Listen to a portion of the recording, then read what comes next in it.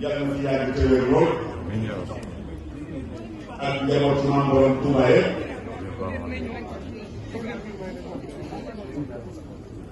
di ko nuyu di ko dalal jàmm ci kër gi nga xam ni moom moo war a dalal gan ñi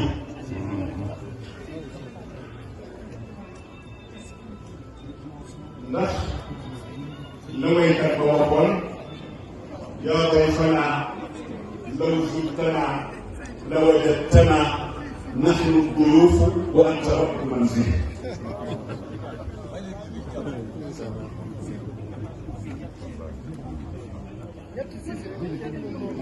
قالوا يزورك أحمد وتزوره كل الفضائل لا تجاوز منزله إن زارني فلفضله أو زرته فالفضل في الحالين له kon Mbàkke ñu ngi lay dalal sa kër